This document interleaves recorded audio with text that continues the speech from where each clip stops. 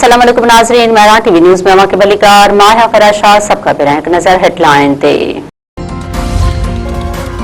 चीन ऐं पाकिस्तान पारां अमेरिका ऐं ईरान विच में ॻाल्हियुनि जी बहालीअ जो मुतालबो। चीन जे परॾेही वज़ारत तरफ़ां जारी कयल बयान में चयो वियो आहे त धुरियूं जंगबंदीअ जी मफ़ाहमती याददाश्त जी पासदारी ऐं वाइदनि ते अमल कनि।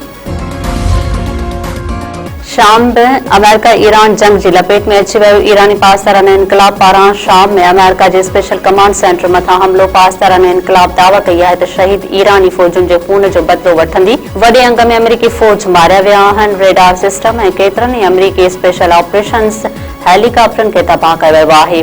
पासदारान इनकलाब जे कुवैत, बहरीन ऐं कतर मथां हमला अमेरिकी फौजी ठिकाणनि ऐं लॉजिस्टिक सपोर्ट मर्कज़नि खे भी निशानो बणायो वियो आहे।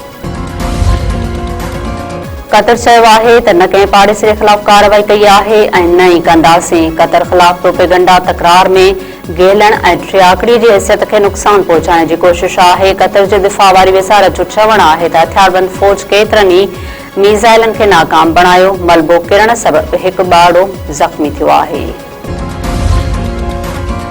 नायब वज़ीर-ए-आज़म इसहाक़ डार जी चीनी वॾे वज़ीर सां मुलाक़ात। सीपेक 2 वापारी ऐं सीड़पकारी खे वधाइण ते इत्तफ़ाक़। डिजिटल मईशत ऐं हथरादू ज़हानत में ताउन वधाइण जो फ़ैसिलो। इसहाक़ डार ऐं वांग की विच में थियल मुलाक़ात में ख़ित्ते ऐं आलमी सूरतहाल ते ख़यालनि जी ॾे वठि।